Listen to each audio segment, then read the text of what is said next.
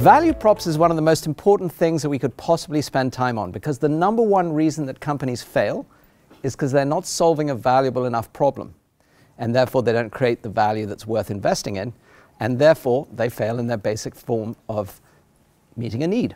So what we intend to do today is to both help you understand how to define the problem you're addressing or the opportunity you see, and then actually evaluate it, and then finally create it.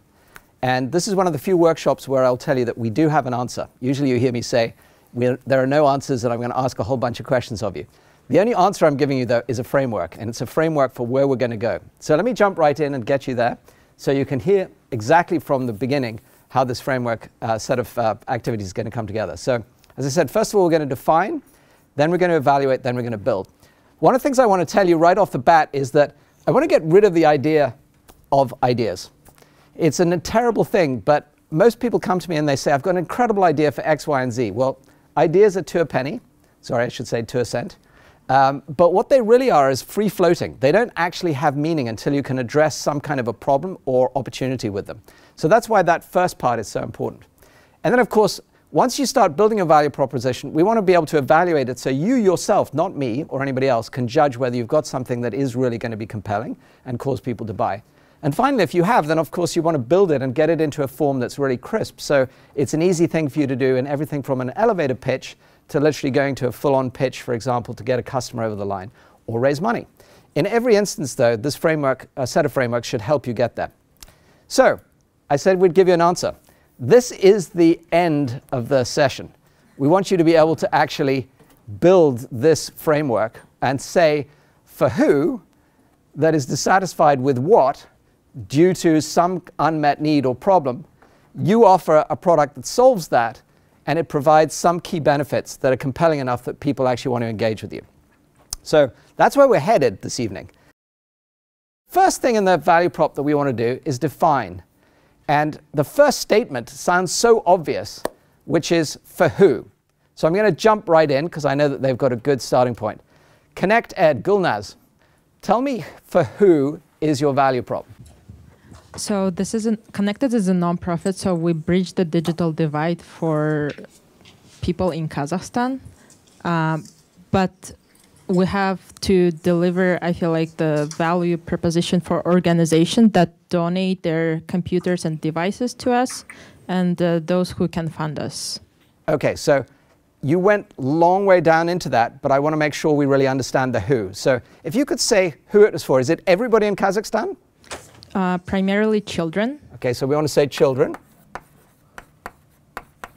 Okay. What else could you say about them?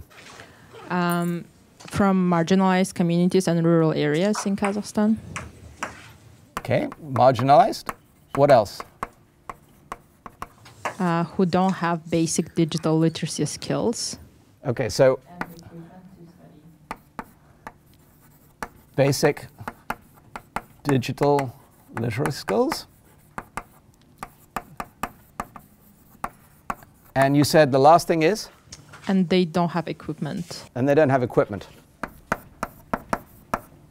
So this is why I picked Gulnaz, because I've been lucky enough to have her in the class before. She didn't say, my proposition is for everybody, which would be very terrifying if it was, by the way, because then how do you even pick where you go to market or how you reach that customer, etc. She's got very specific.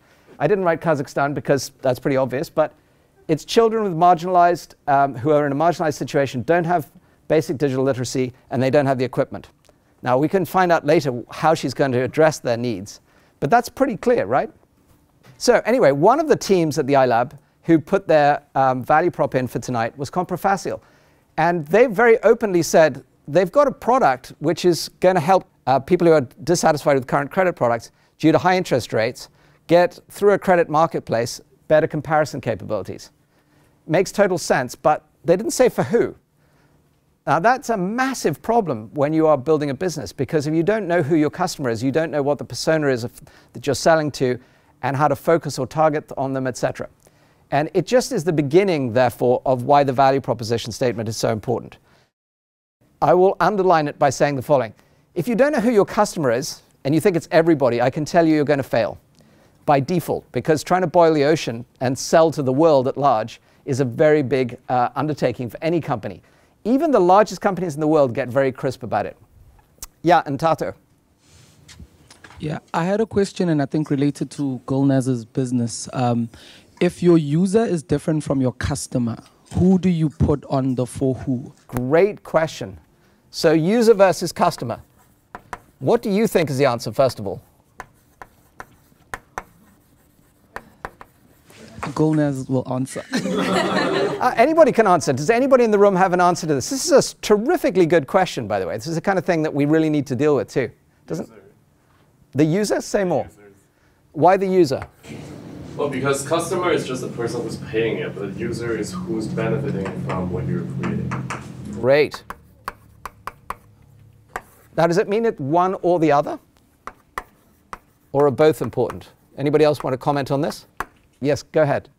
I think when your user is not your customer, you actually have to satisfy two different value propositions. You have to provide value to the additional funder, whether that's philanthropy or government, but you also have to provide value to the user so you have uptake.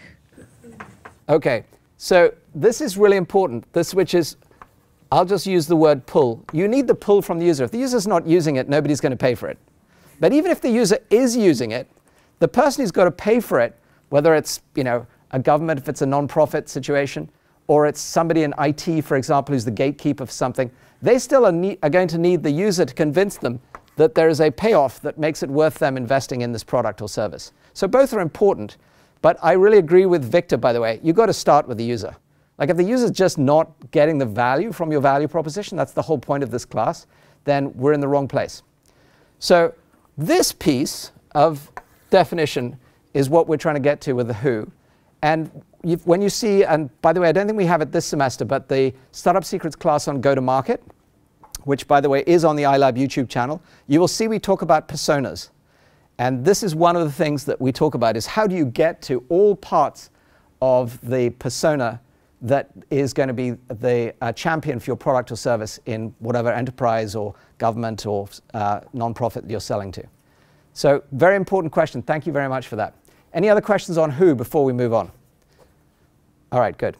The key word here is ultimately segment. So if we're not going to sell to everybody, we need to find a segment of people that we're going to sell to. And the trick at this is actually in your workbook. So I'm not going to pitch it to you tonight because it's a significant thing to go and spend some time looking at. And that is to define your minimum viable segment. I'll just define it for you as simply as this, which is to say, you're all going to get to learn about building the smallest product you possibly can, your MVP. And if the whole market out there, the whole world, was where you went and targeted that, then this would very quickly get pulled in all sorts of different directions for all the potential users that could use your product or service. And they all have different needs.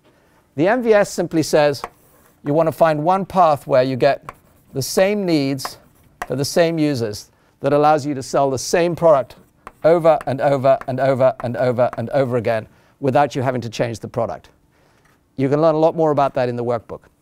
But that's the notion of a segment. And if you do this right, then you end up with a minimum viable segment, which is a good dance partner, as I call it, to your minimum viable product. Now, does anybody in the room not know what these two terms are? Because they are terms that have been built in startup legacy for the last decade or so. But it doesn't mean to say everybody knows them. Anybody have any questions on those? All right, good. So only secret I want to give you here is one simple one, which is you want to evaluate this part of your who you're selling to through the eyes of the customer. So we talked about who this is. Let's just focus on the user. If the user can identify with the product you're selling, you're on the right track. And what's the best way to find that out? What's that? I said ask the user. Yeah, absolutely. All of you can do this without spending a single penny. Just go out and talk to them. And if you're not clear that your user is identifying when you talk to them with what you're trying to sell them, they say, well, oh, that's not me, I don't buy that, or I don't need that, or that's not a problem I identify with. Keep asking until you find the person who says, oh yeah, that's the problem I have. And keep asking until they say, not only do I have it, but then that's where we'll start to get into more of the value proposition, but it's the pain there is big enough for me to actually start to engage with you. But everything you do should be looked at from your user's eyes, not from yours. In other words, don't pitch them anything. Ask them everything. Make sense? I see a lot of nodding heads. Good. All pretty obvious. So now that we've talked about defining who it's for, we're going to define what we're going to solve for them, what problem we're going to define for them. So there's a famous statement here, and it's one of my favorite, which is, a problem well stated is half solved. And the reason that's true is that if you can really clearly identify what the pain or need or opportunity is that you're going to address, it becomes very easy to start getting your team to focus on, well, what product or service will you build? But imagine if you get in the room and the opposite is true. There's 5 engineers you've hired, for argument's sake, or 5 people you're working on a service, building a service for, and you can't even agree what it is you're building. And or, if you didn't do the first part, who you're building it for.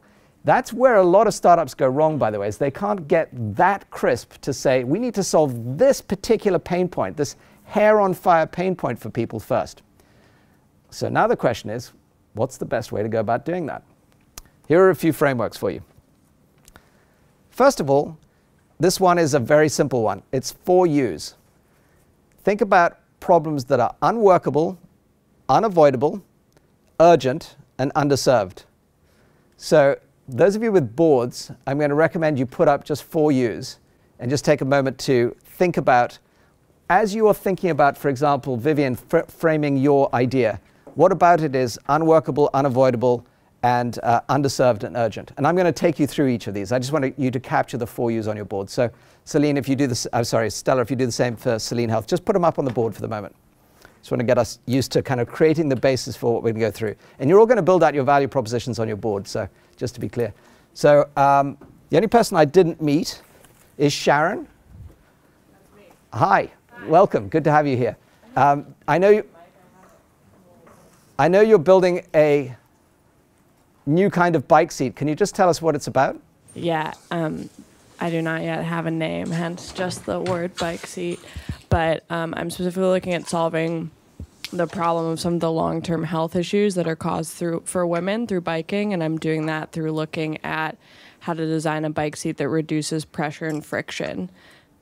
That's perfect. I don't even need to go any further. So I'm going to just ask you to put up these 4 U's and tell me why, in your own words for the moment, just one example of something that you think is either unworkable, unavoidable, or urgent or underserved. You don't need to tell me right away, but I'm going to take you these frameworks and I'll come back to you. So I'm giving you heads up that I'll come back to you and ask you. Great. Now that you've got these, let me take you through them. So unworkable is sort of obvious, but it's really interesting. Some people think they've got an unworkable problem, but the real definition of something that's unworkable is that it is going to cause a problem that when this happens, the consequences are so great that somebody could get fired for it. So let me give you an example, because it's a very interesting one, and you might have all lived through it. So when the iPhone first got introduced, people were lining up to buy them. That was the great news. The bad news was when they got them, they couldn't get them activated. And worse still, when they did get them activated, all the iCloud services to do things like download their contacts and their calendars weren't working either. So that problem was so bad, so unworkable, a lot of people got fired. In fact, Steve Jobs was quite famously on a tirade about it. And it was a problem that was created by a brand new technology in a mass market and with a lot of people that obviously were very unhappy about it. And today, guess what? When you buy an iPhone, it's pre-provisioned. You already have all of that worked out. And that took years, actually, to figure out. I happen to be one of the investors in a company that solved that problem for the carriers on the other side of this, like AT&T. It was worth tens of millions of dollars, just fixing that workflow and making it possible for you to just pick up an iPhone and turn it on and effectively get your new number working. So these unworkable problems do get people fired. They're that painful, and they cause all sorts of things.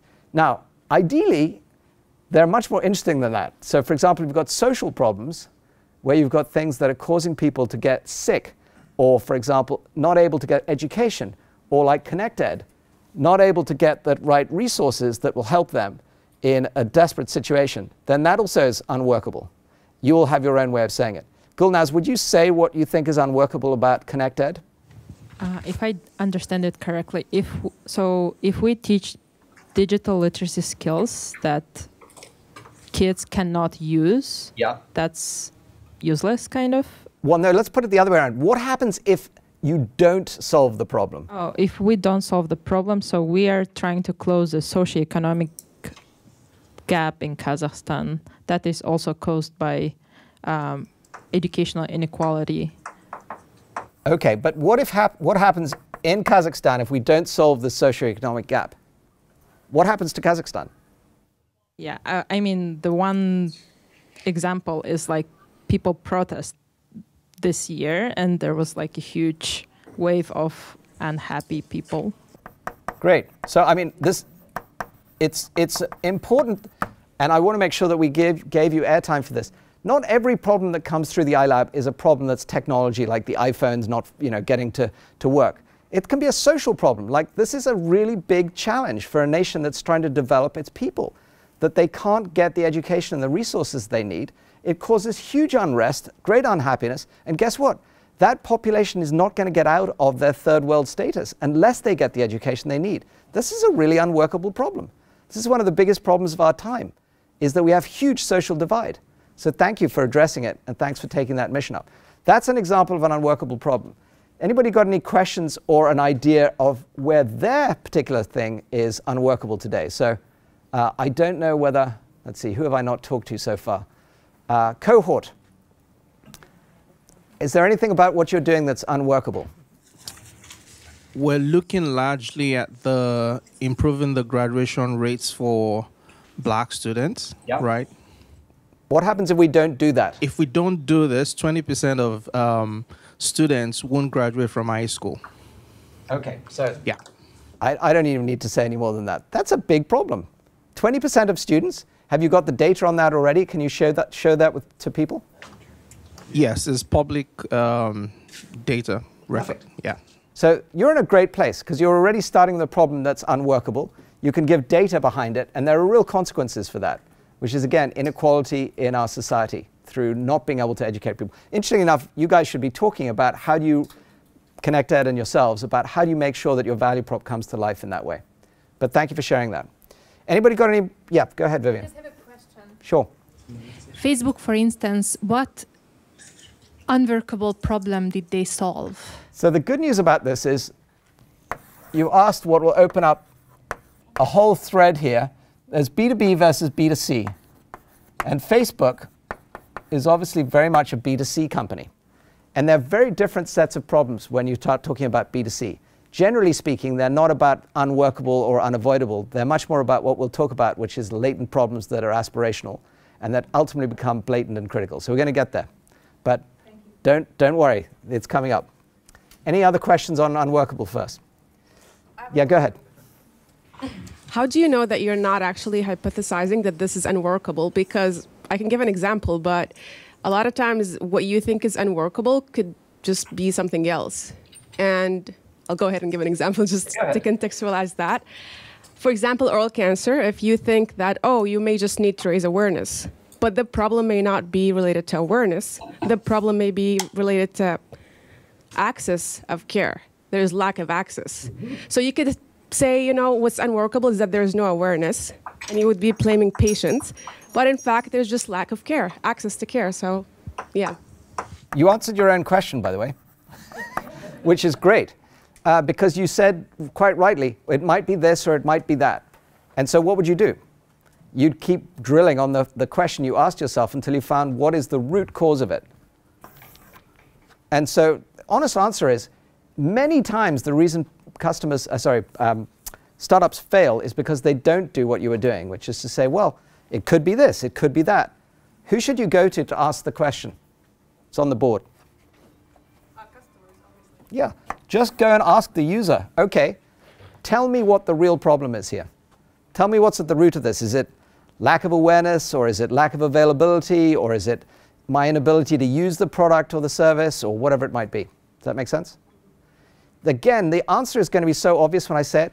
90% of the time, it's going to be back to what I said here, which is ask the user. Get to the customer's viewpoint of this, and let them tell you where their pain is, what the problem is, and why they're not being able to get the solution to it. Sounds so obvious, but the more you do that, the better. Better off your value propositions get defined. All right, so next to you, unavoidable. The good news is that everybody in this room faces two completely unavoidable things. What are they? Tax and death. Taxes and death. Absolutely right. One of the joys about our lives is that it does eventually have to come to an end. And so taxes and death, or I put it a bit more graciously, aging, are part of the reality of our lives. But guess what? Because of that, there's a whole lot of money that gets made in both those industries. Like the aging and the care that goes around that is a huge industry. Likewise, paying tax is a massive industry. And I'm not just talking about QuickBooks and TurboTax and all those things that help out with that. It's actually a whole accounting industry that is spawned as a result of the fact that we have to pay taxes, and we have to account for what we spend, and we have to do all the things that relate to that. So why I like this unavoidable part is there are actually a lot of things that are not so obvious right up to your point earlier at the sort of outset that seem unavoidable until you start to dig and you think about, actually, you know what? I do need to get my kids educated, because if I don't get them educated, they're not going to be able to pay for themselves and get self-sufficient and be able to go and build their own lives, etc. And so guess what? Education's pretty much unavoidable too. So both of you have good basis to talk about that. It's unavoidable also for almost all societies to address that issue at some level if they're going to be economically viable. And so governments do care about it. So again, you can get these things to work for you if you can find the right ways to address them. Now, one of the other things I always love to do here is give an example that is pretty obvious, but how many of you have had COVID? At one point, it was pretty unavoidable, right? So what did we do? We all went and got vaccinated. Well, maybe not everybody. There was a choice. But the point is, some health things are also unavoidable. And some challenges like that are unavoidable. And they give rise to all sorts of opportunities. Some of you are even wearing masks in here. Totally appropriate. Guess what? That's a whole business that didn't exist beforehand. And don't just think about the mask. Think about every piece of the supply chain that builds a mask. It's a huge business that came up. Now we have testing. Testing has become a huge business because of COVID, et cetera, et cetera. So you see where I'm going with this? It's not necessarily something that you face immediately and say, oh, that's unavoidable. But when you start to think about all the implications of it, then you realize there's lots of businesses that come out of it. Okay, this one is easy, urgent. So I do actually want to get another group involved here. So space health, Midori. Tell me a little bit about what your business is or your idea is and why it might be urgent. Okay, yeah, thank you. Space Health has a goal of providing the commercial space sector with medical professionals for the future, just with the expectancy that this industry is going to blow up, and people that are going to space for space tourism are going to need medicine in space. Very cool. Now, I'm going to challenge you though. Is that urgent? Like, does everybody in this room feel like they are going to need health as one of the first things that they spend money on? In space, I mean, health in space? Right. At least not now. Okay, so, and I'm not trying to take your idea down, but it's one of the most important criteria to think about. Now, let's just challenge that for a second and say, but to your point, anybody who's going to space, so that's the space user, the customer, if you like, who's going out to space, I'm sure they feel like they want to check their health before they go, and they're going to need health and safety when they're up there. So I'll eat my words and say, if you can find the right user, if you can get in touch with whether it's the space agencies or the people who are actually doing the experimentation up there, I'm sure there's a tremendous opportunity for space health. So this is where parts of the value prop need to tie together. And so you've got a tremendous opportunity if you can pick that segment, that's the for who, that really clearly sees this as urgent. And I'm sure they will. So thanks for sharing. Okay, so what is a tip here for all of you is the following. Urgency is all relative. So for those of you who are not going to space, you could care less about this, right? So relatively, for you, it's not important.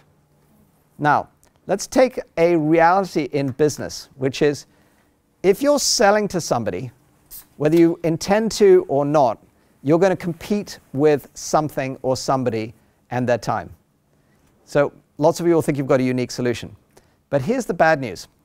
there is finite amount of time, money, and resource, people, and everything else that goes around what you're trying to sell into.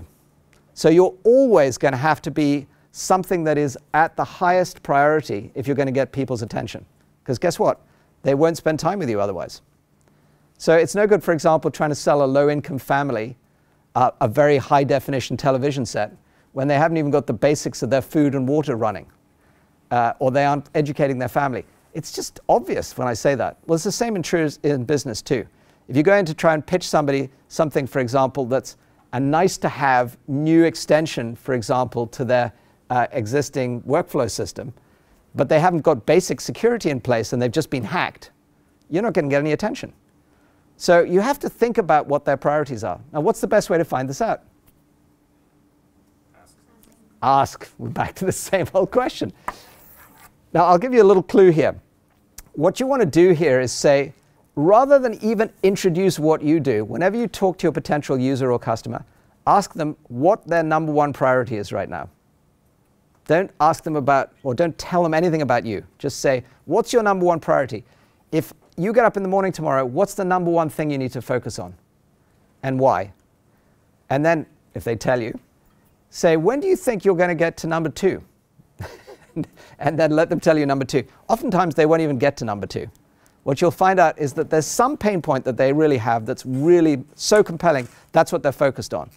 And obviously, if you can address that, you're in a good spot. If you can't, expect to get delayed and to get deprioritized and to be spending time waiting to get engaged on your value problem.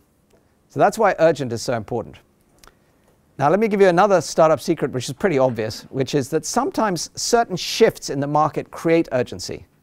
So a good example right now is, how many of you have mobile phones? Duh, all of you, right? But if I'd asked that question 20 years ago, it would be none of you. That shift has been totally dramatic. So what has it done to every industry? It's created urgency for people to respond to it. Where do you bank today? Using your phone. Pretty obvious. You don't need to go to a bank for most of the things because you can do it all on your phone. Again, 20 years ago, that wasn't the case. And so banks had a very, very urgent response that they had to come up with to be able to make it possible for all the users that now said, I don't want to go to a bank and deal with a teller. I just want to do it on my phone. And the first banks that moved there were actually not the existing incumbents. There were a lot of new banks that got started as a result of that trend. So you want to look for shifts that create urgency. Things like mobile. I'll tell you there's another major one that's going on right now, which is AI. AI is going to be involved in everything. And so everybody's scrambling to figure out, well, how do I engage AI to make my process more effective, more efficient, and save time and money for people? So urgency can be something that you also ride based on shifts in the marketplaces. So I'm going to ask, because I don't know anything about it, what is CRSP design? Essentially, we make low-cost, so affordable robotics toys for children starting out in South Africa. And to use the framework that we've got up here, why is that urgent? So when the idea originally started was a personal problem I had 20 years ago when I was a child and I wanted to get into the space, but growing up in a low-income family, nothing was affordable enough to be able to, for me to access it. And then now, if you fast forward to 2010, 2015, the world was moving towards the 4IR, Fourth Industrial Revolution, and specifically for Africa, we were lagging behind. So this was an urgent issue for me personally, being an engineer at the time, realizing that our schooling systems weren't actually solving for this. And I think we also went forward to creating a sense of urgency by helping the government create a curriculum for this. So what this eventually did is now schools have started scrambling, looking for resources exactly like this. So there are times when, as the startup, you can actually identify the problem before the users even, know they have it, and then push forward policy or whatever that then creates a new market. Then the issue becomes, how do you capture value? Okay, so I'll hold that thought, because I call that a latent need, to a framework that comes up later. And it's interesting the way you described it too. But I would say you're going to be challenged with exactly the thing that I'm describing, which is, how do you get people to say this is more important than 10 other things that we could be spending our resources on? Do you agree? Yeah, so that's why the urgent piece is so important. All right, last U is underserved. And this one is pretty obvious. I already gave it away. There's only finite time, money, and resources for you to be able to engage on things. And so you have to help people understand why they should prioritize you. But the underserved piece is an interesting thing, particularly in B2C marketplaces. So anybody got a B2C value proposition in here? They're selling to consumers. Yeah, of course you do. Taste of Kenya. So tell me about what you think's underserved in the market for tea. Well, it's a coffee market, right, essentially? Yeah, so at the moment, Kenyan coffee consumers can't afford the Kenyan products in the market, so they buy instant coffee, which is from Brazil. So none of Kenyan coffee consumers who are low income can afford the coffee that's being sold in the market. So actually, the beauty of your solution is not only is it underserved in that people can't get the coffee from their own local market, but it's also too expensive. So you've got two problems that you're addressing. Both a pain, it's unworkable for people who can't afford it, and it's underserved in the sense that literally there's no supply for it at the moment, which is great. Thank you, Zipporah. So now that you've all heard the 4 U's, I want you to just take a moment in your group and put down the 4 U's and take a moment, for example, on Taste of Kenya and put what one criteria is that you think, well, we just gave you 2, makes your product unworkable, unavoidable, urgent, and underserved. And let's take a few minutes on that in each group. Almost everybody's come up with some 4 U's, if not all of the 4 U's. And I only have to look around the boards to see that. So I'm going to just take 1 or 2 boards and just ask for the rest of you to volunteer. So first of all, I was lucky enough to listen to Celine Health. And Stella and Scarlett are serving a market for women who obviously have an unavoidable problem. Stella and Scarlett, do you want to just talk about that? Sure. So Celine House is going to provide personalized menopausal management for mid-aged women or whoever enters menopause, even though they enter it early. So the unworkable part is that when the climacteric symptom hits, like hot flash, night sweats, and it hits, it just really decreases their functionality like among this woman. So they cannot work. So our solution can help them work. That's perfect. And unavoidable, menopause is just unavoidable. Like half of this room is going to enter that Part stage. of what we were talking about earlier, aging. It's just a reality for women. Yep, urgent. Just when the symptoms hit, when you are not feeling comfortable, it is urgent. It's just like you get a flu and you need to take medicine, or you need to do something, you stop going to work. So that is an urgent problem you need to fix, right? And underserved. So currently, if you search online to find articles or research dedicated to pregnancy this age, you have so many billions of results coming out. But for menopausal age, this population, you find barely like 100, like 1 in 100 of them. Yeah, that little. So only 2% of the research funding are devoted to this population. So this population is underserved. Thank you very much. So I had no idea about any of that, although without revealing who it is in my family, I have somebody in my family who would say, this is really a critical issue. And it does cause her to be literally unable to function at a certain period of time. And there's way too little information about it and way too few solutions around it. And many women go through this. So all those 4 U's felt very real to me as I was listening to that. And I see a lot of women in here who are nodding their heads around it. So congratulations on finding such a great 4 U problem. All right, just because of time, I don't want to go around and do every board. There's too many boards here. But I would love to give anybody a chance who had who had an aha moment. I know you guys did, for example. But I want you to volunteer. Anybody have an aha moment when they were going through their 4 U's and care to share? Yep, go ahead. So Hannah just left, but interestingly enough, we started off with a bit of a debate. And it turns out with some ideas, and I think with our one, it could maybe be solved by just having a new policy in place, not even having a business or a startup. So in those cases, I don't know what that means in terms of the problem you're solving.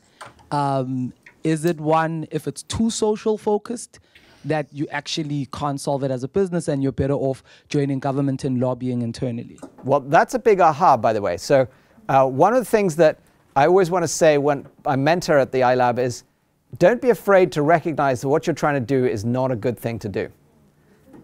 Really, seriously, because you know, this is your life. So you don't want to spend it on something that's not a real problem that you can solve as a startup. And so what you just identified, I think, is a great example of that.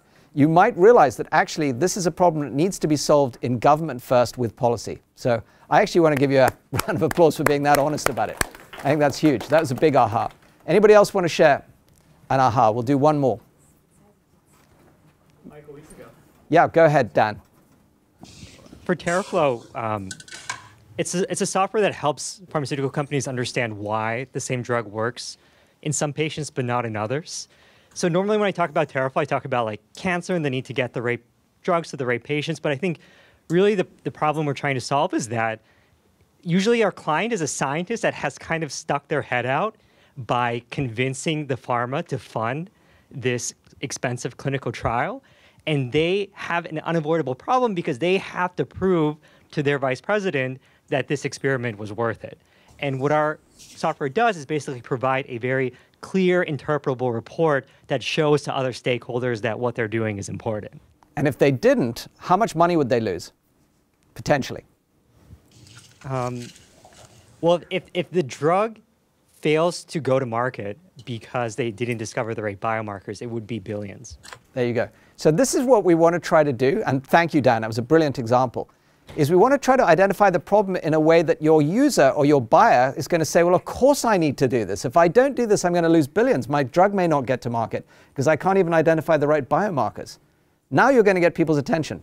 Now you're going to build something that is compelling, that causes people to act and want to buy. That's why these 4 U's are so important. Great example. All right. Next framework is a fun one. It's actually one of my favorites because it addresses this question that came up with B2C. So I think it was you, Vivian, who asked about Facebook.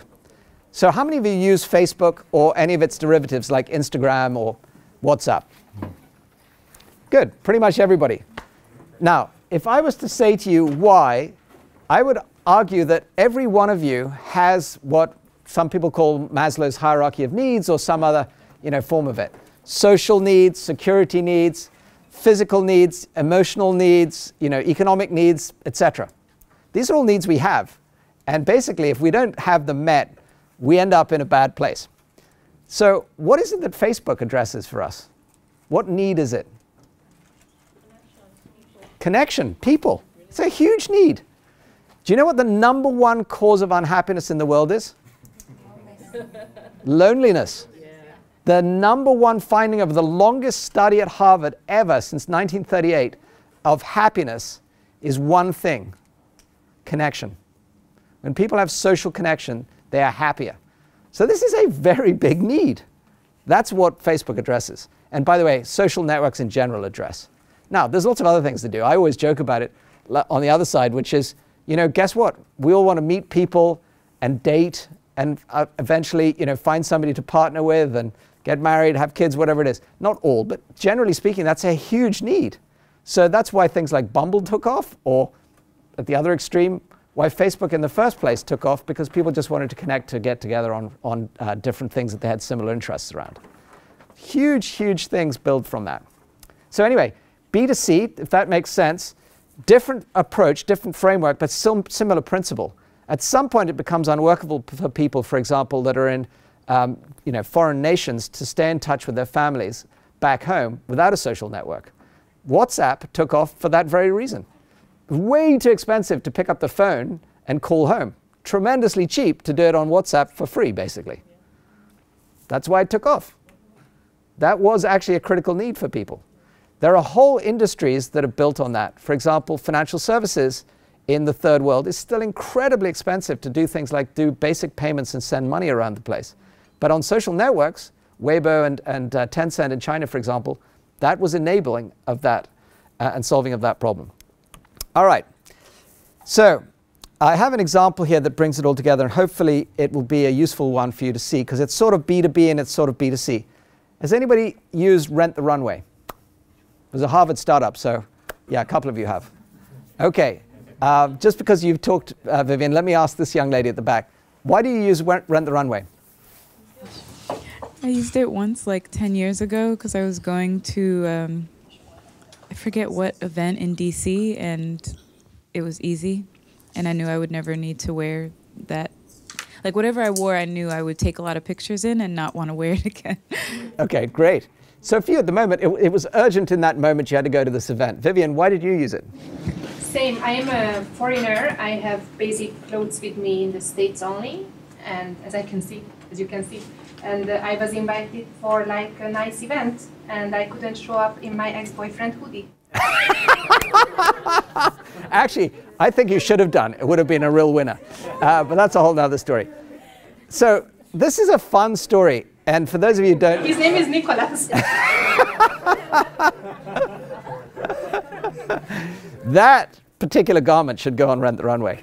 That would make a lot of money. All right. So the thing is, this is a good example of something that sort of crosses between B2B and B2C in lots of different regards. So Rent the Runway in many ways is an unworkable problem for people who can't afford to go and find a dress or an outfit or something for a particular occasion which they're going to go to. Sometimes it's a basic thing like a graduation party, and they want to show up. It's also underserved in the sense that people can't afford to get access to those things, let alone do it for one particular thing. And it's really interesting, by the way, it's unavoidable for certain people who feel like they've got to show up not in their boyfriend's hoodie, but actually looking smart for their parents, for example, when they're going to an event. There's so many reasons why this is something that just was underserved as a result, because the only alternative solution to it was going and spending a lot of money on a one-off basis that just made it completely unworkable. So anyway, lots of views about Rent the Runway. And one of the things that's interesting about it, by the way, is it's really struggled as a business despite that. And that's because its business model is tough. And that's why we did the session last time. So working with a great value prop is not the only part of a business that's important. It's one part of it. If you can't make it economically viable, which is what we talked about last session, it's still not going to be sustainable. So that's how to think about these two workshops that we just did last time and this time together. The second thing I promised to do was to talk a little bit about the latent need that you brought up. So there are oftentimes needs that start out as latent, meaning people don't think about them day to day. They're not like at the top of their mind. And aspirational. We just gave you an example, which is a latent need is to look good. You don't necessarily think of it every day, but you do want to get up and feel good. And it's aspirational also in the sense that when you're looking good and feeling good, guess what? You can probably feel like more confident to do your job or your work or play your sport or whatever else it is. But certain needs evolve to becoming really critical and blatantly so. So let's take an example. How many of you have an iPad? Do you think that's blatantly critical, or is it latent and aspirational? Critical. Tell me more. Tell me more. I need it right now. Yeah. For this session. Okay, so it's turned into your main thing that you take notes and everything else with, right? Yeah. Okay, good. So there are people, by the way, who have the other extreme. Anybody here feel like they're on hey, I just use it when I need to watch a movie or whatever? And Tato? Interestingly enough, I had an iPad for a long time. Then I wasn't using it that much. I got to Harvard. And then I was like, oh, snap, I need a new one because everyone is using it. Then I got into HBS classes, and they're like, no technology allowed. So I sent back the one I just bought. So it went from like, it wasn't critical, then it was critical, then I didn't need it anymore. Well, let me tell you why I use the iPad as an example, because there's a vast array of people who use them for a lot of different things. And some people would say, yeah, it's nice. And other people would say, no, I got to have it. And when it was first announced, people joked about the name, and they said, oh, it's just a big iPhone. Why would I want one of those? And it really didn't take off for a long time until people started building applications for it, and they became really critical for certain people. So for example, if you're a pilot today, you might use this for navigation, and trust me, it's critical. It's not like you're not going to take it with you. This is what you use to make sure you're going to get home. So it depends on the application. It's also true in medicine, for example, that has become critical in certain situations where it's too difficult to use a keyboard and people just need to write. And they just want to, for example, touch something to actually activate a particular function in an operating room. So it depends on the application. So what I try to say about this framework is as follows. Try to understand your use case. Is it something people think is just nice to have, or is it really critical? And if you can identify the difference between something that's nice to have and must have, Guess which one you want to be in? Duh. You want to be in the top right there. But again, ask your user. Find out what they're doing with it. If the iPad had never made its way into medicine or flight navigation or all those other critical applications, it probably wouldn't have taken off. But it's made its way into a lot of those things. And then for some users in the B2C class, they critically consider their entertainment to be like, I got to have entertainment. This is a super important thing to me. I don't need a television. I'll just have an iPad. And there are people who've gone to YouTube as their basis for entertainment. So that's their interface for it. Anyway, fun thing for you to play with. I encourage you to put your diagram out there. And when you talk to users, map where they're telling you they are. Ask them how critical this is. What else is a priority instead? What else would they do would they spend their money on if it's not on what you're offering them? Any questions on that before I move on? Yeah, Victor. Just following up on that, when they built the iPad, they didn't know they are going to need to build that many applications on it, right? Yeah. So they didn't really solve a critical problem at the time of building the application. So how would you think about if you have the chicken first or the egg first? So let's take a moment to answer Victor's question, because it's a very important one, which is, the chicken and egg question comes up a lot. So you've got an idea, and you think there's some opportunity out here in the market. I realize I've just drawn the same diagram I've drawn above, but anyway, it's starting it fresh. The answer is that one of the most amazing things about Steve Jobs is he was somebody that people said never talked to users. He's famous for it. It was his idea to come up with the iPad. But what he was brilliant at was identifying, he had great vision for what this thing could be. And then he built the important piece, which is a whole business opportunity for many markets, which is a platform that said, anybody in here can take my device here, use my platform, and build the application they particularly need. And so guess what? Hundreds, then thousands, then tens of thousands, now millions of applications have been built for that platform. And this is a business model that is really fascinating and a whole study in of itself that we could get into. It's a very viable way to build products. What it really says is as follows. You've got to make this platform easy enough for your idea to be adopted by the users and to solve their own problem. For example, you remember in the last session I told you that open source works this way. It says that anybody can take the code that you offer, for example, to create, and I mentioned websites and Acquia and Drupal, the idea of a website and extend it any way they want to make their website capable of integrating Instagram at one extreme and at the other extreme, Salesforce, to be able to do things like give people a great experience when they go to the Grammys and take photographs and upload them to the site, and at the other extreme, have a close relationship with all those customers so they can keep selling them other things like records and merchandise and everything else. That is a whole industry now, experience management. And it was built on a platform, an open source platform, just like the iPad was an open platform for people to develop applications.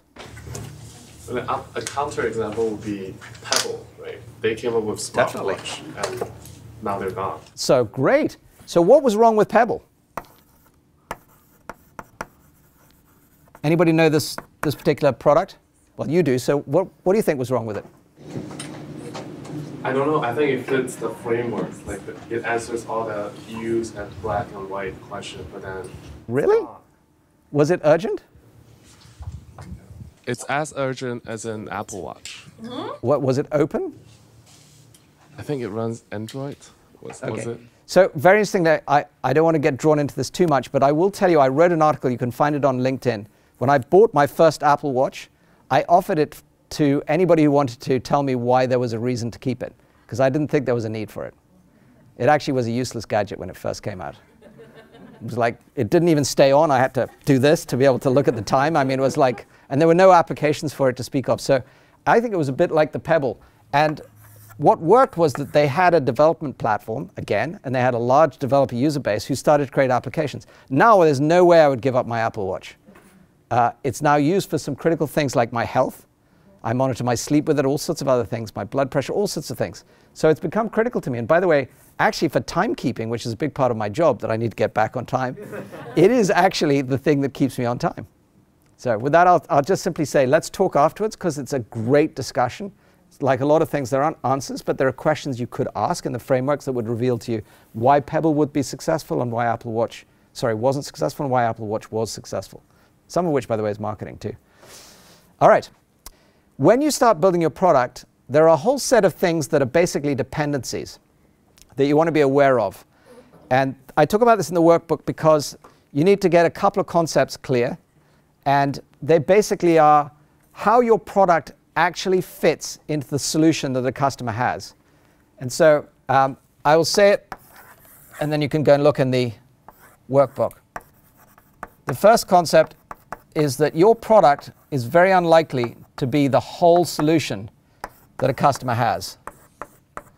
And we started talking about smartphones, so I'll just give you an example. Why is a smartphone its own not a whole product?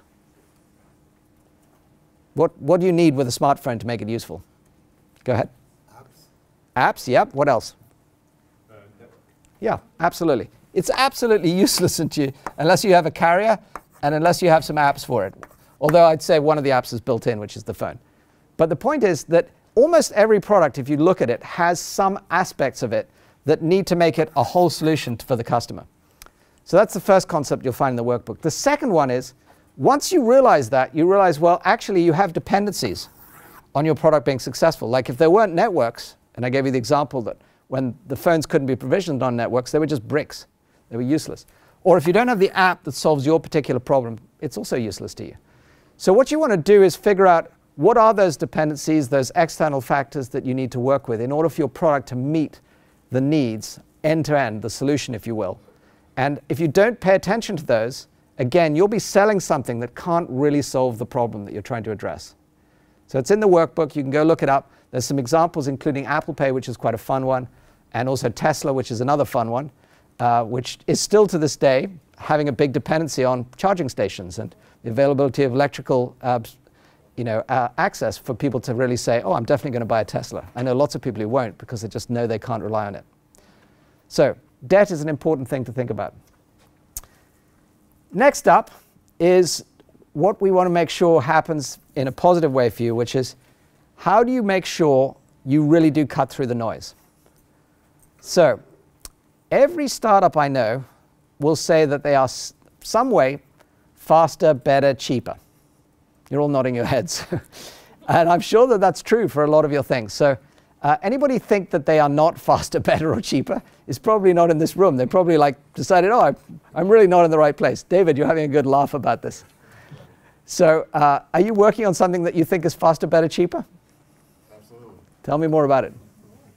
We're going to help David get beyond this, by the way. So I'm in the travel space. So what I'm doing is I'm developing an app that would help customers find outrageously cheap airfares. So we're dealing with at least, I mean, it can vary, but 30 to 90% off. Okay. Good. I'm going to hold that for a second. Is there any other thing about it that's better? Because you said cheaper, basically. But is it better because it's faster, or it's So that would probably be the tech behind it, right? So the sauce behind it, I would call it. But to the customer, is there any reason why they say, oh, this is way better? It's a better experience. Is it easier than Travelocity or, pick your favorite? So it works in a totally different form. So basically, the customer tells me where they want to leave from. Yep. But they never tell me where they want to go to, necessarily. Interesting. So this sounds interesting. I'm just going to put it destinationless. Okay. That's definitely different. So by the end of this class, I want you to come up and tell me whether we can get rid of faster, better, cheaper and come up with a better framework for you. And I'm going to start talking a little bit about why I think it's a dangerous thing. So the reason I hate faster, better, cheaper is that there are people out there who have more resource than you do as a startup. So if Kayak or Travelocity or pick your favorite decided to come after you, David, they're going to have more resource to try to put whatever it is, the tech behind what they do. And so there's probably something in your secret sauce that is more than just faster, better, cheaper. Maybe it's something that's defensible. Maybe it's some IP. Maybe it's something beyond the tech. It's a network, the way you actually connect to people to get the data for your airfares. There may be a whole bunch of things. But in the end, we want to make sure that you end up there. And here's why. If you can get to what we call a 3D breakthrough, something that's truly disruptive, truly discontinuous, and really defensible, then you as a startup have a chance, even with small resources. In fact, it's the story of why startups succeed, is that they make these big breakthroughs. They punch through the noise with something that's just completely disruptive, like a business model like Google had, to use advertising instead of selling software to give away their Office suite, where Microsoft was having to get you to pay for it. It was totally disruptive. It caused Microsoft to be a dial tone as a stock for many years. That's what we mean by this. So let's get into these 3Ds and see if we can identify some for you. So first of all, disruptive is, as I said, sometimes a technology, but often a business model. Like Airbnb changed the travel industry. They didn't actually invent anything. They don't even own the homes that you go and visit or the places you go and stay at. What they created was a means to connect people and give them experiences by sharing resources that other people were not using. Genius, right? That could have been invented sitting here tonight. And that's one of the things that's so exciting about business models. That's why we spent time on it last time. But then there are also technologies. So I would argue multi-touch is one of these. Multi-touch was such a game changer because the minute you could use that interface, now instead of having to have a dedicated user interface for every single thing you did. So remember that example of in the operating theater?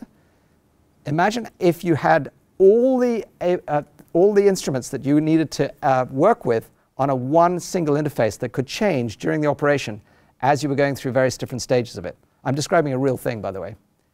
As opposed to you have to go to every single instrument, learn that interface, and figure out when you go and find how to use it. No, it just flows for you.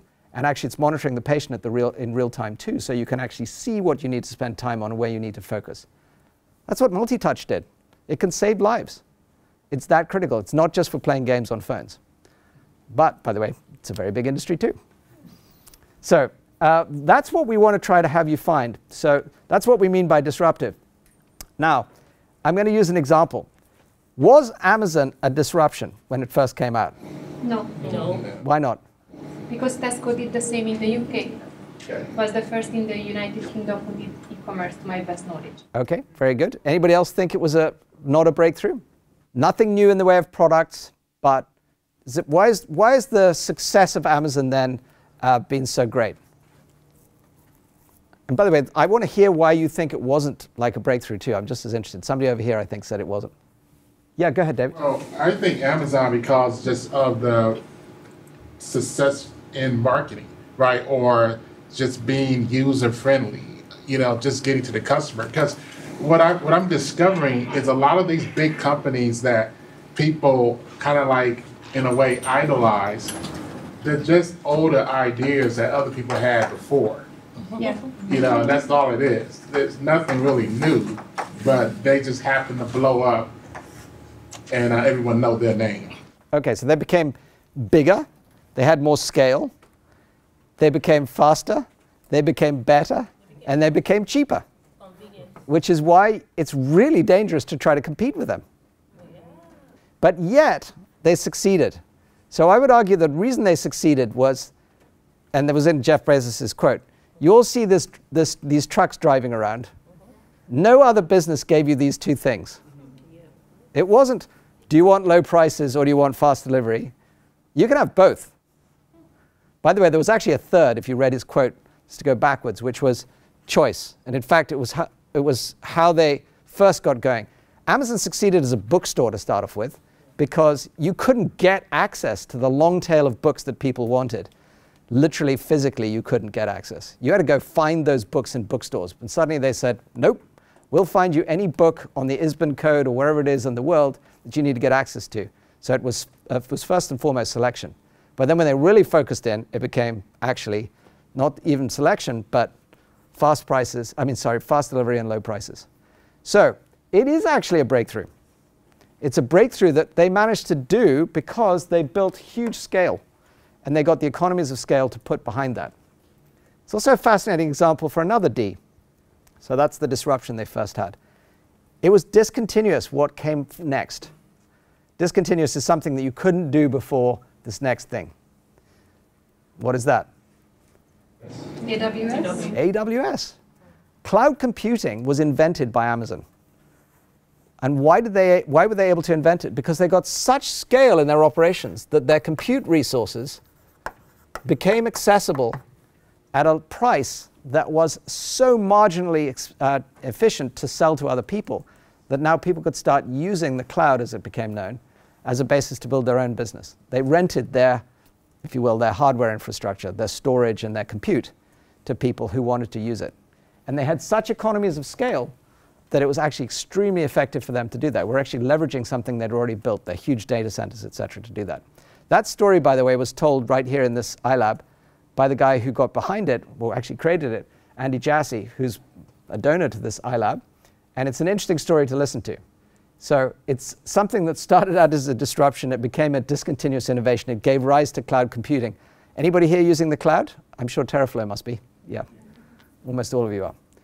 Huge game changer. I mean, and what's interesting about it, and this is where I want you to think about discontinuous things, is you couldn't do certain things today without the cloud. So pretty much everything we do on our mobile phones couldn't do without the cloud. And anything that you're thinking about in terms of, for example, how we solved this problem of working after COVID, how would we have done that if we hadn't had the cloud? We'd have all disappeared and been unable to communicate and connect and do Zoom and all those other things. So these are discontinuous innovations. That's what those things are about. And then finally, the third D is, how does it become defensible? So there are lots of ways things can become defensible. Here are a few examples. You can have great IP. That's the typical one. Some breakthrough innovation. So I'm going to guess here that, Dan, you would say something about Teraflow is going to be protectable as IP. Am I right? Yes. OK. And are you going to go after a patent for it, perhaps even? Possibly. So if you don't, is there some effect that you think you'll have that will cause customers to get to say that, hey, we will not take Teraflow out of our business once we've got it working with us? Will it become part of their end-to-end way that they bring drugs to market, for example? Yes. OK. And once it does, will they take it away? No, because it's the way they're used to interpreting the data and communicating internally. So that gets to what I call switching costs. It's a whole discussion at MBA level that we talk a lot about. Once something becomes adopted by your customers and it's proven to be very effective, it's really difficult to take it away from them. And actually, I will say the same, keep using the same example. If I gave you a brand new, spanking, best-in-class phone, but I told you you had to give up your phone number for it, and you had to change carriers for it, would you adopt it? You would? No. OK, most people would say no. There's a couple that would say yes. So it's not an always absolute thing. But the point is there are switching costs associated with everything.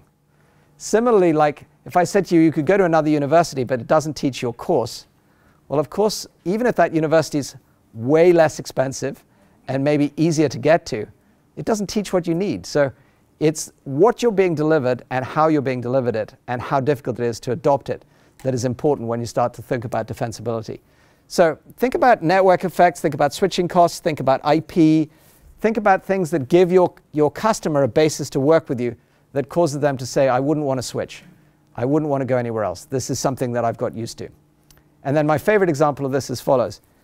So if I came up with a much better social network, like you loved the way that you could post photos, it was way easier, but nobody else was on the network, would you adopt it? Of course not. There's nobody to share anything with.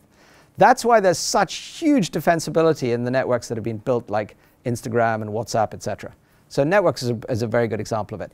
And then data is a fascinating part of it. So Vivian's building an actionable data product for marketers. If your data gets broadly used everywhere and more marketers contribute to it, so it becomes better and better, what's your competitive advantage in what's your moat? that I am going to be the person who understands the human face the most? There you go. You will have more data on why people are doing things, what it is. And by the way, what Vivian's doing is really fascinating. She's giving people the ability to read what it is that users are responding to. And if she has better data on that than everybody else, guess what? That's incredibly powerful for marketers.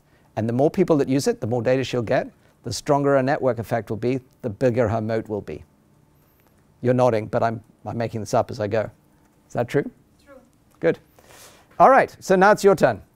I want to have each of you take your value prop and tell me what you think could be, I'll go back to the 3 Ds, defensible, disruptive, and also discontinuous about it. And let's help you all do that. So I'll walk around and make sure you do it. So get your 3 Ds up, and let's get some help for those. I'm going to just tell you that everybody's coming up with very good 3 Ds. So first of all, I was most surprised by Taste of Kenya because consumer products are very difficult to create defensibility with. But Zipporah and her team have got a great answer to this. And if I get this wrong, tell me. They've got 10-year contracts that they're writing with people, which is locking them into a situation. Sorry, go ahead. Yeah, with the farmers. With the farmers, which is locking them into a place where other people won't be able to compete, as I understand it. And then over here, I was really excited when I heard a little bit about space health. And why is it disruptive? Because it's space. It's new and scary. We're always going to be going. Pretty obvious. Space in of itself is a whole disruptive industry. It like changes the notion that we're actually bound to our planet. Very disruptive. And it's actually becoming an industry because of that. And there are a whole bunch of things that are changing because of the fact that we can access space. Very, very interesting. I mean, we're thinking about all sorts of new industries as a result of that. New materials that we might create, new forms of, for example, life that we might explore, etc. So it's very disruptive. Okay. So I was also very excited when I heard about cohort. First thing I heard from them about what's discontinuous is what used to be an education, an analog, is now being turned digital by them. That's a great example. Very disruptive. Things going from analog to digital. Perfect example of a discontinuity. All right. Then we came to Sharon's new bike seat. I was thinking, oh, bike seat, that can't be that, defensible. But then I heard that what she's doing is actually measuring all the data in use while the bike seat is being ridden. And the form of the bike seat is changing on the fly as a result of that data. Now, the question that I didn't get to hear is, why is it defensible? Defensible IP with the technology, and then the other thought was like long-term contracts with bike share companies. Don't you think your data will become defensible at some point too? That as well, and it's important because women, specifically in a lot of issues, but in bike health issues, are understudied as well. So there's actually not enough data about that. Great. All right, so I could keep going around the room, but just for time I won't. I will encourage you all now to start thinking about, instead of talking about better, faster, cheaper, what do you do that's disruptive, discontinuous, and defensible? Because that's going to set you up for success. And look at all the great ideas you have. You've all got a great basis to go defend your business and to make it really stand out in this breakout way. So well done. Very, very exciting. OK, so we're on to the last leg. And this is the piece that hopefully will help you decide whether you've got a business that's worth pursuing. And that's how you evaluate it. So your business or your value proposition needs to be something that is going to last and endure and be sustainable. And so there are only a few frameworks here, but they're quite important. The first one is something I've already been testing with you as we've been going through this evening. What was the situation before your product? And what is the situation after your product? So, for argument's sake, Celine Health. If people don't get any cure for the challenges they address with going through menopause, they're going to be out of work a lot and dysfunctional a lot. And they're going to obviously have personal health issues on top of all of that that may lead to other complications in their life. So that's pretty clear what the before is. The after is, what would you say? Higher productivity among those women. They just function normal and give back their life that, like a high quality of life they should have. So Literally, you could say acute pain or absolute joy. And there might be a whole bunch of other things that you might expound on this. And I'd encourage you to really go to the absolute extreme if you possibly can. Say, if they're mothers, for example, that they might be able to look after their families and sustain their livelihoods as mothers, etc. Or if they're workers, obviously that they're supporting their community, etc. There's a lot of things that could be great if they get their health back. Whereas if they don't, they're dysfunctional in their situation in life. So try to bring those things out. The other interesting thing about this is where you get challenged is when you are a consumer product, and I put Taste of Kenya up here, which is sometimes people will say something is, well, it's nice to have. It's like a vitamin versus, a morphine. So I have a question for you, because I know you've got the answer, which is why do you think the before and after in Taste of Kenya is so powerful? So to the farmers, if we don't serve them, they're going to cut down their coffee trees. So coffee is going to be extinct in Kenya. For the consumers, they're never going to ever going to get to drink Kenyan coffee. Okay. So it's pretty much a national issue at some level, the way you just described it, which is great. So anyway, the before and after, we want to make sure that you can say it in a way that this is something that's not a nice-to-have vitamin, but it is really a necessary penicillin or morphine or something that is actually vital to their health. Now, it's not always going to be the case, but the more you can define it in those terms, which is so critical to people, they say, okay, yeah, I've got to have that, then the more likely you are to be able to say, great, I'm onto a good track. So just because I'm, again, going to keep us on time, I encourage you to just do this as a T diagram when you're doing your value prop. Just do the before and after, and you can do that anytime. Obviously, very easy exercise to do. The more you can speak to your customers, again, back to this whole approach to don't ask this in a vacuum. Speak to your user, your customer, and say, tell me all your problems before. And remember, you want to get them to list those all as long as you can. And then if we deliver this for you, what will it look like afterwards? What will be all the things that you'll be celebrating that you can now do that you couldn't do before? Whether it's getting your health back, or whether it's drinking your favorite coffee, or whether it's being able to, for example, get access to the engineering talent that you didn't have before, or whether it's making sure your data actually is delivering the right insights that you need, as in TerraFlow. There are all these things that you'll be able to do, and that's critical to put out on your value prop. Make sense? One question. How do you actually make sure that that is something you could measure? That's what this next framework is. So the gain-pain ratio is incredibly simple and yet very powerful. And what it is it's measuring the gain you deliver to your customer versus the pain for them to actually adopt what you do. Now, I'm almost certain that all of you could tell me all the gain that you deliver. But I'm almost certain that you probably couldn't tell me all the pain and the challenges of adopting it. So let's talk you through an example. So how many of you use Venmo? Great, me too. Became really obvious to me that, first of all, just sending money to pay for basic things and services, why on earth would I write a check ever again? Totally the most dumb thing. It's become so convenient, it was very easy to use from the minute I started using it. However, it wasn't always that way. And the pain that first went on as Venmo got first adopted was it was yet another app for users to use. They had to connect it to their bank, and they weren't sure whether it was really secure. And to start off with, not everybody had it, so it wasn't really that useful because the network didn't exist. And this is sort of the cold start problem that a lot of you might have with your idea. So you've got to think about all of that, and you've also got to remember all those things.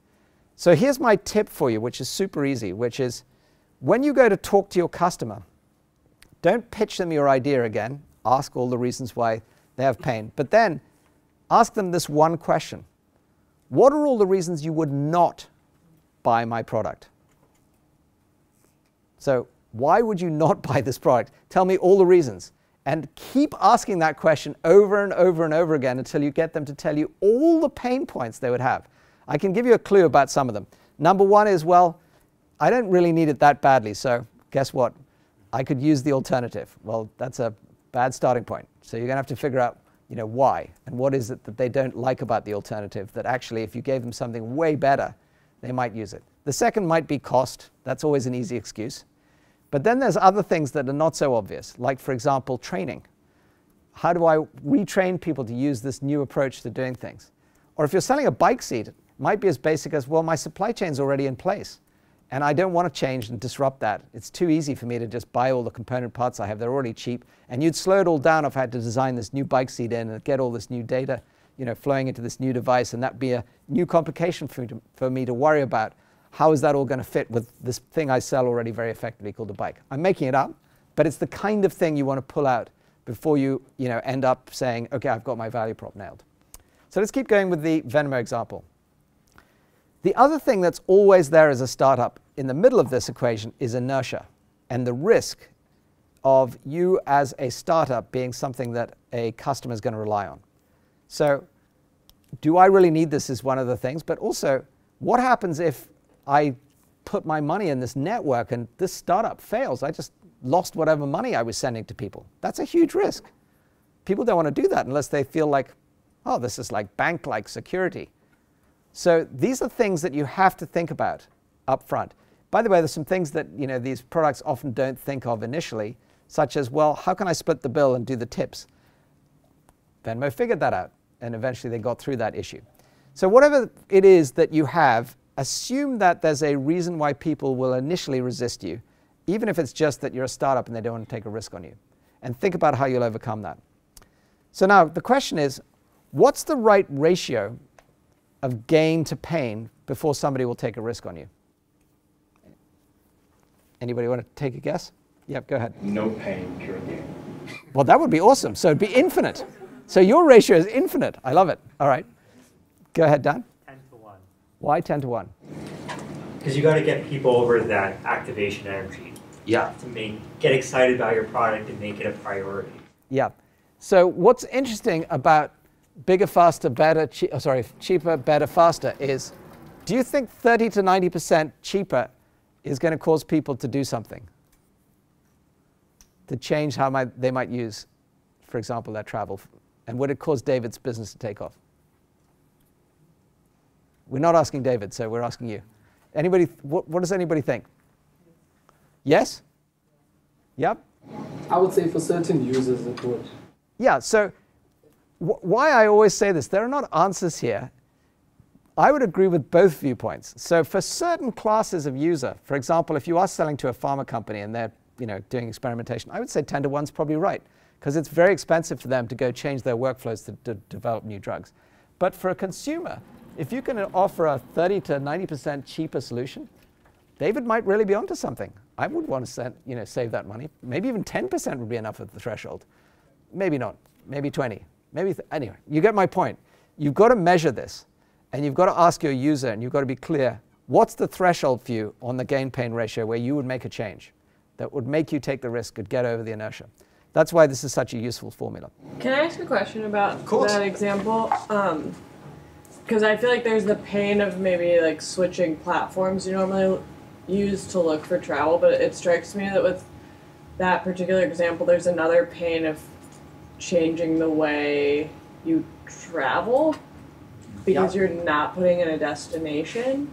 So I'm wondering how you think about those two, because one seems like more a longer term shift that you're trying to prompt. So I'm going to let you and David debate that afterwards, but because it's specific to him. The principle, though, is still the same, which is what you're asking David to do is say, David, why would I take this risk? And why would I use your service versus what I'm already doing? And I'll give you an answer that I think is important to sort of use in a general sense so that it's not about David's business, which is if the customer has something that they're comfortable with and you really are not giving them at least an order of magnitude improvement in something or a significant gain in something, they're not going to do anything. Life's too short. They're too busy. They'd rather just carry on doing whatever they're doing. The greatest inertia and the greatest reason that people fail is because they're not solving a valuable enough problem that where the gain-pain ratio is big enough that somebody will make a change or they'll adopt something.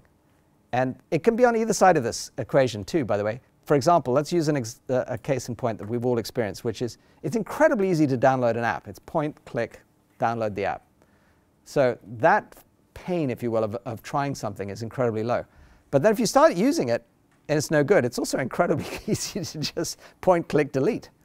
So you've got to find something that is really valuable on a sustainable basis for somebody, and ideally make it so easy for them to adopt it that it's going to be a very successful go-to-market motion for you when you start selling it.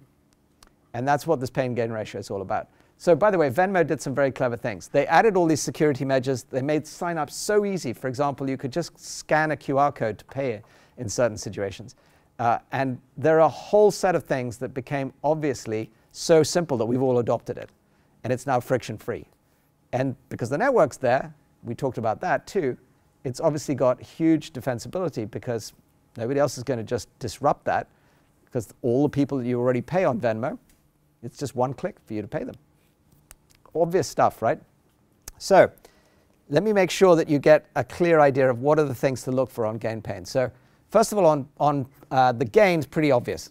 You know, how much money do you make people? How much time do you save them? All that stuff. You're going to nail that. I know that's not the problem. On the pain side, don't forget how you are going to have to help people find you, try you, buy you, adopt you, get trained into your system, and everything else that's associated with owning you. All of that is pain. All of that has to be factored into your gain-pain ratio. And in the middle, don't forget all these things that are associated with what ultimately come down to risk and are inertia for people to change anything. If you do that, you have the basis to evaluate your value prop, and you're in the power seat at that point, because you can keep telling yourself your thing's great, but until you see that tipping and customers are pulling you to market and saying, yep, this is really something I've got to adopt, you know you haven't got it right. So TerraFlow was easy for me to pick down. I would say you have work to do on your game plan, because the way you expressed your value prop is very clear, like for translational scientists, so we know the who is for, with traditional R package, R's are, for those of you who don't know, hugely widely adopted language that's used for statisticians. Due to, you haven't quite got the unmet needs yet, so that's great. You probably can figure that out.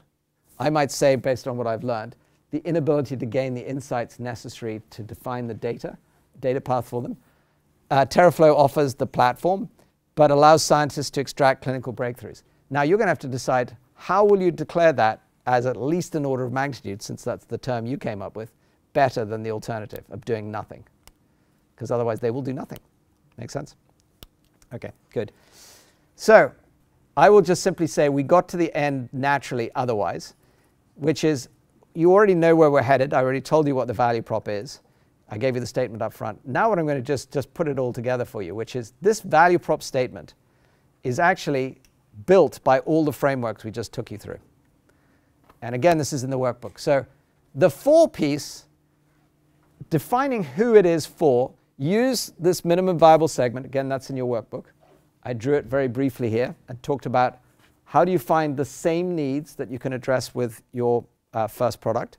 Don't get pulled all over the place. Find a set of users for whom you have the same needs, your minimum viable segment. Check that they are blatant and critical needs, ideally, rather than latent and aspirational. That's the black and white framework. Or if they start latent and aspirational, be clear how you're going to get them, the question that Victor asked, from just using something that was just a basic platform, a basic product like an iPad, to a place where it becomes mission critical. And then how do you define what's urgent and underserved and unworkable, etc.? That's the 4 U's. If your audience tells you that, if your customer tells you that, then you know you're dealing with the right customer and you've identified the right pain points for them. Same with what are they dissatisfied with? Things that are unworkable. If they really are unworkable, they're not going to put up with it. And if they're underserved, in other words, they're not being able to get, for example, the coffee they need, or, for example, the comfort they need, or the travel access they need, or the safety they need, or the health they need, etc., then spell that out. That's where it'll go in your value prop. And then don't just say it's faster, better, cheaper. Tell people why it's disruptive and it's a discontinuous innovation. It's gone digital as opposed to used to be analog, or it's now online and accessible. And then it provides something which you want to make sure they are very clear is an order of magnitude breakthrough. And that's where you use the gain-pain ratio. You don't just say it's X. You say it's 10X, and here's why. Because for you to adopt it, even with the pain of retraining, etc., you're going to get this enormous gain that is compelling. And then finally, it's unlike the things that at the moment are also unworkable for one reason or another, or are not addressing your need, or underserved. It's your value prop. So with that, We're finishing 1 minute early now. Any questions before we wrap up? Yeah, go ahead, Zipporah. Could you please walk us through the black again? Yes. So a lot of products might start out as being something that, in this framework, are latent and aspirational. In other words, people would like to have this. This is a nice to have. But really where you want to get to is a place where it's blatant and critical. So this is a must-have. So I don't need to tell any of you this, but all the things that are subsistence for you are must-haves.